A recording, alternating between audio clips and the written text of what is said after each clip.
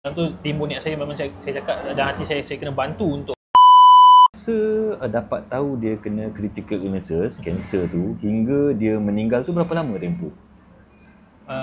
dalam 2 bulan 3 bulan macam tu je. Dan pampasan critical illnesses tu masa tu belum dapat lagi kan? Belum, Sebab belum. dalam proses, Betul, dalam proses tuntutan, Betul. investigation Betul. dan sebagainya. Okey, faham. Okay. Kita dalam nak memaklumkan yang plan tu akan apa kita panggil tu waiver. Maksudnya dalam raya dia tu ada waiver. Amin letak waiver Ya, sekali. saya letak waiver tu. Maksudnya di mana kalau takaful detect dia ditimpa sakit kritikal, so plan tu akan terhentilah.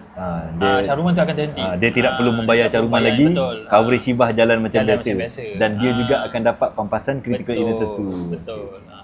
So disebabkan tu saya jumpa husband kepada arwah tu, and then saya discuss dengan dia, and arwah husband kepada arwah tu tak letak harapan apa-apa pada claim tersebut sebab memikirkan plan tu masih baru. Tapi sebab saya tahu macam mana proses claim tu, saya bantu dia, and then alhamdulillah ambil masa yang lama sebab waktu tu COVID. Betul. So bila COVID tu kita susah nak pergi ambil report semua tu. Itu cabaran kita lah sebagai ejen lah, susah ambil report kat klinik ni, kat hospital ni. So tapi alhamdulillah kita manage juga untuk dapatkan semua tu, dan kita provide apa yang ia perlukan. And then alhamdulillah selepas tu claim tu approve. Alhamdulillah. Berapa lama tempoh selepas meninggal claim tu approve? Lama juga, boleh katakan lama, 6 ke 8 bulan. 6 ke 8 bulan. Sebab zaman COVID.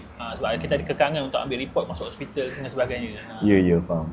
So in total sebagai penerima hibah, okey, suami kepada arwah dapat berapa ribu? 50 ke 70? Memang dia letak dekat situ memang penerima ya 100% nama suami.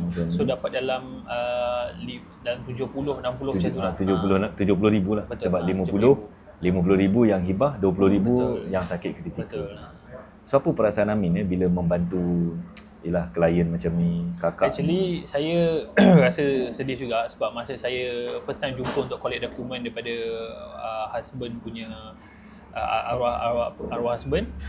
So memang saya tengok dia datang dengan kereta Wira, lepas tu anak dalam tu seramai 6 orang, anak besar-besar sekolah menengah tu. Saya memang rasa sebab, saya rasa macam aku kena bantu. Kereta lama Wira lama. Betul, Wira lama. Dan dalam tu timbul niat saya, memang saya cakap dalam hati saya kena bantu untuk klien saya ni punya claim lepas. So memang saya rasa sedih masa tu. And then bila hari claim tersebut approve, memang saya sujud syukur lah. Saya bersyukur sangat-sangat. Dan husband kepada arwah tu pun memang berterima kasih pada saya. Dia kata awak dah banyak bantu saya. Walaupun saya rasa benda tu 50,000 ke 70,000 punya pampasan, tapi sangat bermakna untuk beliau. Anak dia ialah kecil-kecil kan, 6 orang kan. Anak kecil-kecil, muda lagi rasanya kakak tu. Semua bersekolah. Muda lagi dalam 30-an kan. Betul. Dan macam itulah. So I think abang perasan masa 2019 ke 2020 tu, Amin pun banyak tanya abang macam mana proses dia. Dia turun naik untuk selesaikan claim, dan kita bantu proses klien lah. Tanyalah buat Amin kerana berjaya membantu klien. Semoga roh kakak tu dicucuri rahmat dan kita bertemu di syurga. Ada Amin nak tambah apa lagi? Saya rasa kalau macam kepada yang dekat luar sana, kalau macam ada polisi takaful yang tak berapa jelas, boleh please open to mana-mana ejen ke yang offer untuk review polisi tu. Better check betul-betul berapa lama dah ambil, apa coverage yang cover semua tu. Sebab kadang-kadang ini bukan kita punya bidang, so kita tak ambil tahu langsung pasal benda tu. So benda ni memang dah kena ambil cakna. So maksud kena tahu apa polisi yang kita ada dan apa yang dia boleh bantu kita semasa kita ada dengan kita untuk waris kita. Ya, betul. Itu sangat betul. Lagipun sebagai ejen takaful, kerja kita ni memang macam itulah, membantu orang menyediakan pelan perlindungan kewangan kecemasan. Dan ini kira kecemasan lah.